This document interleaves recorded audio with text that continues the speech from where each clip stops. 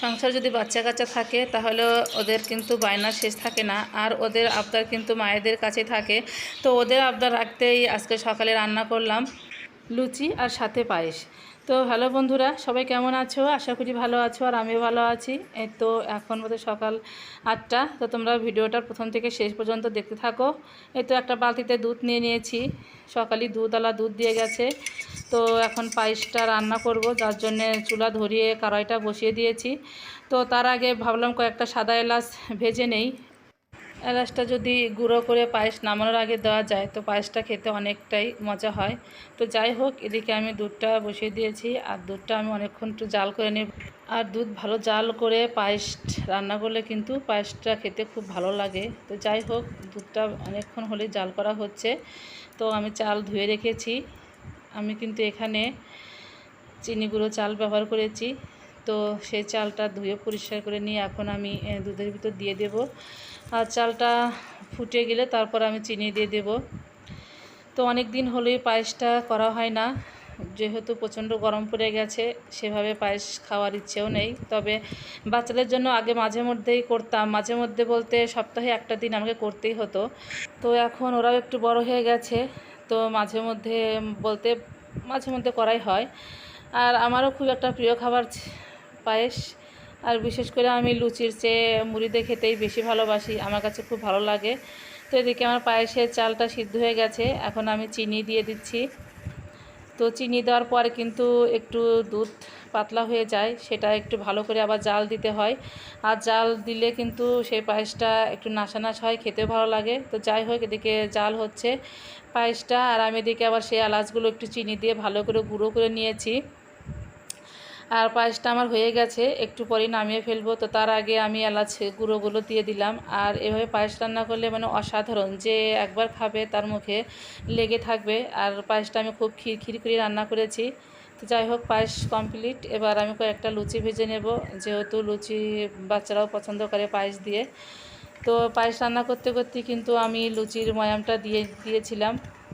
আর লুচির ময়াম দিতে এর মধ্যে আমি কিন্তু লবণ বরাবরই যা দিয়ে থাকি, তেল, একটু চিনি বলতে চিনি একটু ভালোই দেই, দিলে ভালো হয়, মচমচে হয়। আর তেলটাও আমি একটু বেশি দেই। তো যাই হোক, সব কিছু দিয়ে ময়াম দিয়ে তারপরে আমি একটু একটু করে জল দিয়ে ভালো করে মথে নিয়ে এখন এই যে লুচিগুলো ভেজে ফেলেছি। আর একটু কড়া করে ভেজেছি, লুচি একটু কড়া করে ভাজলে স্বাদ লাগে, ভালো লাগে। তো যাই হোক, কমপ্লিট সব কিছু সবাইকে খেতে দিয়ে তো আমি একটু খেতে বসেছি। তো এখন আর কোনো কথা বলবো না তোমাদের সাথে, আবার দুপুরে রান্নার সময় তোমাদের সাথে দেখা হবে। তো যাই হোক, দুপুর হয়ে গেছে, তারপর সকালের খাবার পর যেটুকু কাজকর্ম ছিল সেটা সেরে নিয়েছি। আর মাছগুলো এদিকে ভালো করে ধুয়ে পরিষ্কার করে নিয়ে এই তো মাছ ভাজা হয়ে গেছে, কয়েকটা আলু দেবো। আজকে আমি রান্না করব শোল মাছের বাটা দিয়ে পাতলা ঝোল।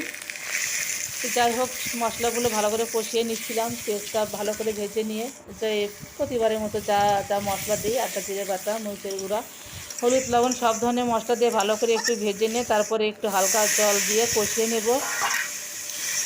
আর কষানো হয়ে গেলে আমি কয়েকটা আলু দিয়ে দেব, কারণ আলুটা সবাই পছন্দ করে। আর এভাবে মাছ রান্না করলে বাচ্চারাও খুব সুন্দর করে পেটটা ভরে খেয়ে নেয়। আর সংসারে ওদের জন্য সব কিছু, ওরা যদি একটু ভালোভাবে খেতে পারে, মানে পেটটা ভরে খায়, তাহলে অনেকটা শান্তি লাগে। যেহেতু ওদের খাওয়া নেই যত চিন্তা, সব জিনিসই ওরা ভালোভাবে খেতে চায় না। তো যাই হোক, ওদের জন্য একটু সেইভাবে রান্না করতে হয়। তো আমার মাছ কষানো হয়ে গেছে, এখন একটু ঝোল দিয়ে দেব। আর এই শোল মাছটা এভাবে রান্না করলে ওরা খুব সুন্দর করে চেটেপুটে খেয়ে নেয়। তো যাই হোক, খাবার তো নিত্যদিনেরই জন্য, একবেলা খেলে মনে হয় আর একবেলা কী খাবো, কী রান্না করব। একদিনের তো আর খাবার নয়, প্রতিদিনই খেতে হয়। আর প্রতিদিনের জন্যই সেভাবে রান্নাবান্না করতে হয়। আর বাড়ির সবাই যা খাবে সেভাবেই তো তাদের পছন্দ মতো রান্না করতে হয়। তো যাই হোক, আমি ঝোলটা নামিয়ে নিয়েছি একটু গরম মশলা দিয়ে, অনেক সুন্দর একটা কালার হয়েছে।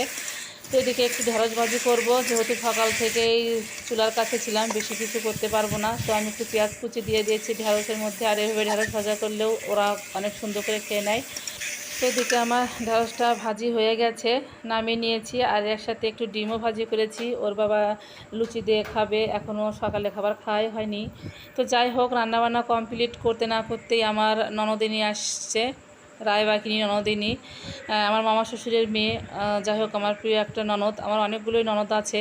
তো দুটো ড্রেস বানিয়েছে, আমাকে দেখার জন্য নিয়ে আসছে, যে দেখো কেমন হয়েছে। তো আমি দেখে খুবই প্রশংসা করেছি, আর আমার অনেকটাই পছন্দ হয়েছে। মনে হলো যে এখনই নিজে দুটো ড্রেস বানিয়ে নিই, আমার কাছে খুবই পছন্দ হয়েছে, বিশেষ করে এই প্রিন্টগুলো। তো যাই হোক বন্ধুরা, তো ড্রেসগুলো যদি তোমাদের ভালো লাগে তো অবশ্যই কমেন্ট করে জানাবে। তো আজকের মতো এখানেই বিদায় নিচ্ছি।